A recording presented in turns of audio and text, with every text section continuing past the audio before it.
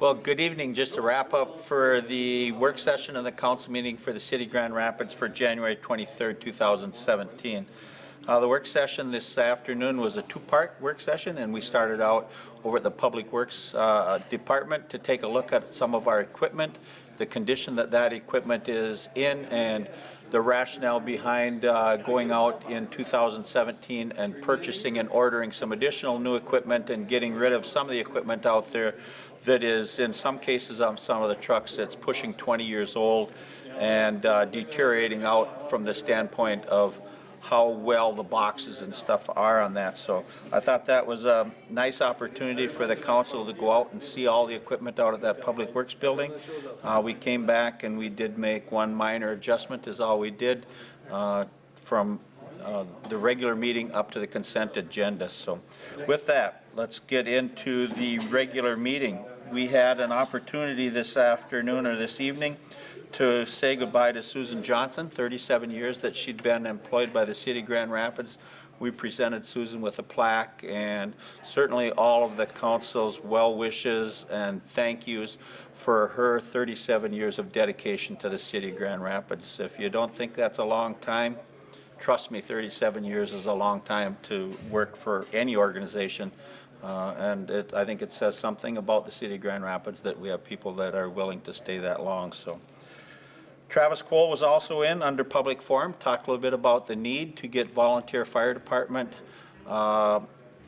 people out there to look. We could have potentially as many as 7 openings on the fire department, and we are choosing and we want to keep our fire department on the volunteer basis versus going to a full-time fire department. The costs are astronomical, and I don't know that you get any better service with a full-time department than we get with our volunteer department. So we'll work with businesses in the area, and we would encourage anyone from 18 to whatever the age limit is to please, if you're considering doing that, to come in and talk to somebody and apply. You have to do it before the 31st of January. So if you're thinking of being a fire department or wanting to be on the fire department, the time is short. This is the 23rd. You got 8 days to get that application in. I'd also like to put a shout out for boards and commissions, other boards, and whether it's planning, whether it's park and rec, whether it's PUC, whether it's HRA. We have a lot of boards and commissions and committees within the City of Grand Rapids, and we're always looking for people who are willing and wanting to be a part of moving an organization or a part of the city forward in a positive way. So please look at the city's website, and if you are wanting to be on a board or a commission, come in and put in an application. Someone will talk to you. It will not fall on deaf ears. Someone will talk to you from the council as to what your rationale is and what your background is, and hopefully we'll get you on a board or a commission within the City of Grand Rapids. Just a couple of things I wanted to touch on the consent agenda. We took sponsorships still and money for the multi-use pavilion. They had some more donations that came in, so we accepted those for 2016. We had some donations that was going to the Grand Rapids Arts and Culture, the commission, the riverfront venue feasibility study. We're continuing to try and find ways that we, as a resource, as an asset to Grand Rapids, we can use the Mississippi River to be a benefit to us. There are a lot of communities that live on the Mississippi River, and they have residents and businesses on both sides. I think any community that has the river running through it should, if they aren't, be looking at how to use that natural asset that they have through their community for the benefit of their community. So we are no different than they are. We're looking at ways that we can use the riverfront as an asset. We got a temporary, I'm not only going to talk about this because it is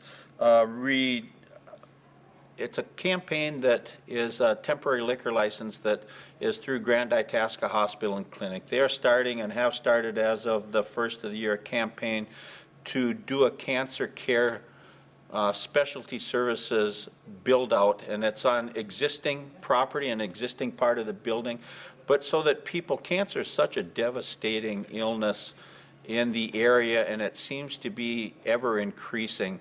And our goal is certainly to have where residents out there, if it is unfortunate enough that you're going through cancer as a family, that you can go out and you can come back and you can get your cancer care closer to home, so that you aren't having to drive miles and miles to get that infusion, or to have that appointment once you've hopefully moved down the path of beating cancer, whatever form that is. But you've got a spot here at Grand Itasca where you can get that cancer care closer to home. So I am passionate about that, as well as supportive of that, and I would hope that everyone out in the community, like other projects in this community rallies behind good projects that provide a public service and a public good. And this cancer care closer to home certainly does that. I am, in fact, co-sponsoring this initiative with Barb Arbor, who is the other co-sponsor, and I am very pleased to have Barb Arbor as we co-sponsor this activity. So we're looking at transferring and borrowing from ourselves $454,000 on some equipment ones. That was the rationale behind the meeting out at the Public Works facility, so that what we can do is we can borrow money from our reserves and we will pay it back to the reserves, but we'll pay it back to ourselves with an interest rate added on there. So instead of paying money out to someplace else and not getting a return on that money, we will borrow it from ourselves. I'm assuming, I haven't talked with Barb, but I'm assuming that the interest rate is higher than what we're able to get on funds out there right now, the way that the market is sitting. We took a look at the multi-use pavilion, and we are naming that the Jerry and Shirley Miner family. Jerry and Shirley Miner I've known them all my life. I've known them to be great and caring people, as well as business owners in Grand Rapids, and they have donated to, you name the project, Miners Incorporated and Jerry and Shirley Miner personally have donated hundreds of thousands of dollars. Probably if you added it up, it's touching over $1 million. So they did a $50,000 donation to the multi-use pavilion, which was certainly appreciated by the city. We got a $1 million project that started partway through the season this last year, and it was slated to add so that we could continue to have hockey tournaments that are viable yet don't impact the development of our own youth. So having a pavilion out there, we raised literally 80% of those funds came from the public, from Blandon Foundation and people like the Miners, and you name the business. If you've supported it out there, thank you. If you still are desirous of wanting to make a donation to something like that multi-use pavilion or the Closer to Home campaign, thank you, and I would encourage you to do that. Together we can accomplish a lot in this community.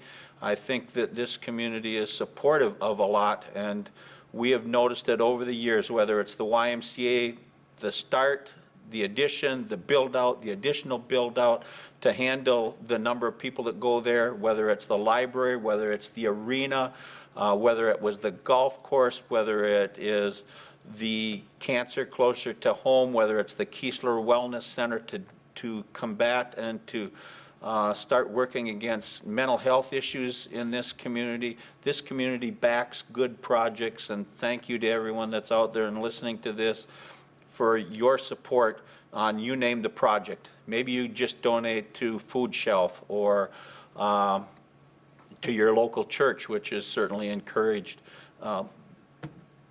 That commitment by residents, and when you look at the average family income in Itasca County in the Grand Rapids area, it is amazing how people are willing to go out and to support things that help benefit not only their family but other families. And a lot of this money, whether it's $10 or $100 or into the thousands of dollars, we can only say thank you to those people that support those type of initiatives and projects. Without the community doing some of this, we wouldn't have the community that we have. I left out the Rice Center, which was an $11 million project. So thanks again. We will get together in 2 weeks. I probably need to get off my bandwagon here, but once again, if you're interested in a board or a commission or being on the fire department, please put in an application. We will give strong consideration. Someone from the council will talk to you.